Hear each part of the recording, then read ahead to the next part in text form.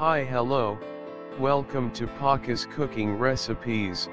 Today recipe is instant dosa. Hi, welcome to பாகாஸ் cooking recipes. இன்றைக்கி நம்ம பார்க்க போகிற ரெசிபி என்னதுன்னா இன்ஸ்டன்ட் தோசை. நம்ம வீட்டில் மாவு இருக்காது, ஆனால் நம்மளுக்கு அன்றைக்கி தான் தோசை சுடணும்னு ஆசையாக இருக்கும். ஸோ நம்ம இன்ஸ்டண்ட்டாக எப்படி திடீர்னு நம்ம எப்படி தோசை மாவு ரெடி பண்ணுறதுன்றதை நான் இப்போ உங்களுக்கு காமிக்கிறேன். அதுக்கு நீங்கள் என்ன பண்ணணும்னா மிக்ஸி ஜாரில் 1 கப்பு சோறை எடுத்து போட்டுருங்க. அது கூடவே கோதுமை மாவு, பச்சரிசி மாவு, ரவை இதையும் எல்லாத்தையும் போட்டுட்டு தேவையான அளவு தண்ணி ஊற்றிட்டு அதை ஒரு மாவு மாதிரி, அதாவது இட்லி மாவு மாதிரி அரைச்சிருங்க.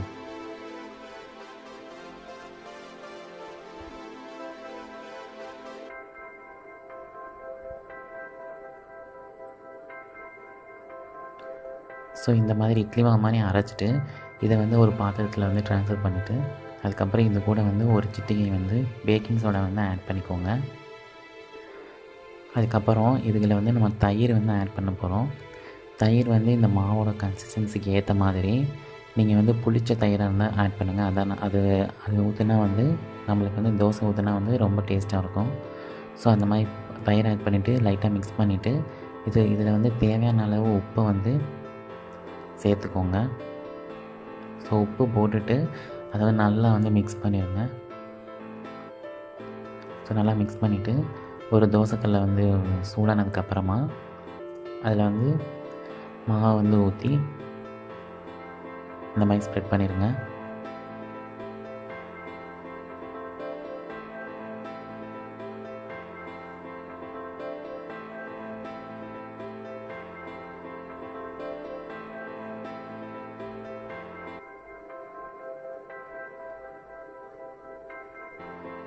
இதில் எண்ணெய் நீங்கள் ஆட் பண்ணிக்கலாம்.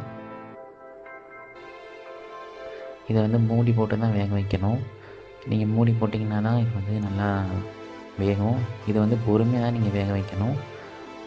இப்போ வெந்துருச்சு. இதை நீங்கள் எடுத்து திருப்பி போட வேண்டிய அவசியம் இல்லை. அப்படியே எடுத்து நீங்கள் சர்வ் பண்ணிக்கலாம்.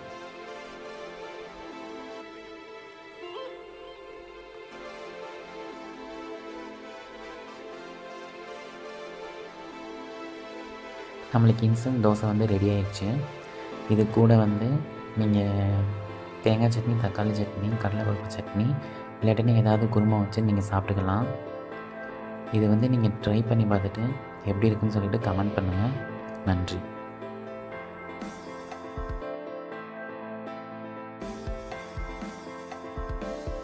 Forgot to subscribe, like, comment my channel.